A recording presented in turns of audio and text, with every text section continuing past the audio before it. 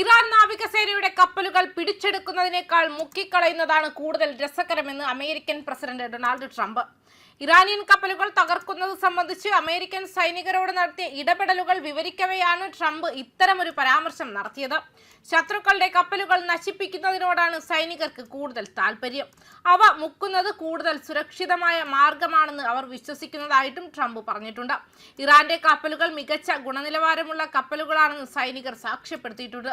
എങ്കിൽ പിന്നെ എന്തുകൊണ്ട് നമുക്കവ പിടിച്ചെടുത്ത് ഉപയോഗിച്ചുകൂടാ എന്ന് താൻ ചോദിച്ചെന്നും എന്നാൽ അവ മുക്കിക്കളയുന്നതാണ് സൈനികർക്ക് ഇഷ്ടമെന്ന മറുപടിയാണ് ലഭിച്ചതെന്നും ട്രംപ് പറഞ്ഞു. കപ്പലുകൾ പിടിച്ചെടുക്കാൻ ശ്രമിക്കുന്നതിനേക്കാൾ അവ മുക്കുന്നതാണ് സുരക്ഷിതമെന്ന് സൈനികരുടെ വാദം ശരിയായിരിക്കാമെന്നും അദ്ദേഹം കൂട്ടിച്ചേർത്തിട്ടുണ്ട്. മാർച്ച് 4 ഇന്ത്യൻ മഹാസമുദ്രത്തിൽ വെച്ച് ഇറാന്റെ ഐറിസ് ദേന എന്ന കപ്പൽ തകർത്തതുമായി ബന്ധപ്പെട്ട് അമേരിക്കയും ഇറാനും തമ്മിലുള്ള തർക്കം രൂക്ഷമാവുന്നതിനിടെയാണ് ട്രംപിന്റെ പ്രസ്താവന. 87 പേരുടെ മരണത്തിനിടയാക്കിയ ഈ സംഭവത്തെ കടലിലെ ക്രൂരത എന്നായിരുന്നു ഇറാൻ വിശേഷിപ്പിച്ചത്. അതേസമയം ഇറാന്റെ നാവികസേന ഇപ്പോൾ പൂർണ്ണമായും സമുദ്രത്തിനടിയിലാണെന്നും ഏകദേശം 46 കപ്പലുകൾ ഇത്തരത്തിൽ തകർന്നുവെന്നും ട്രംപ് പറഞ്ഞു. അമേരിക്കയും ഇസ്രായേലും സംയുക്തമായി നടത്തുന്ന സൈനിക നീക്കങ്ങൾ ഇറാന്റെ നാവികസേനയെയും മിസൈൽ ഡ്രോൺ സംവിധാനങ്ങളെയും തകിടം മറിച്ചുവെന്നും ട്രംപ് അവകാശപ്പെട്ടിരുന്നു. മാത്രമല്ല, ട്രംപിന്റെ കൂടുതൽ രസകരമായ അഭിപ്രായത്തിന്റെ ഒരു ക്ലിപ്പ് നിരവധി സോഷ്യൽ മീഡിയ നിരൂപകരും വിശകലന വിദഗ്ധരും പങ്കിട്ടു. അതിനെ വെറുപ്പുളവാക്കുന്നത് അദ്ദേഹത്തിന്റെ യഥാർത്ഥ മുഖം പേർഷ്യൻ ഗൾഫിലെ US ആക്രമണത്തിന്റെ യഥാർത്ഥ സ്വഭാവം വെളിപ്പെടുത്തുന്നതാണെന്നും വിശേഷിപ്പിച്ചു.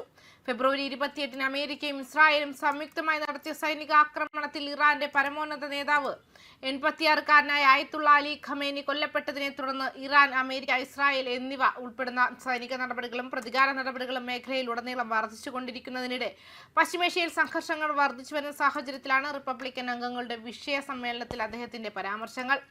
ഈ ആക്രമണങ്ങളിൽ ഇസ്ലാമിക് റിപ്പബ്ലിക്കിലെ നിരവധി മുതിർന്ന നേതാക്കളും കൊല്ലപ്പെട്ടു.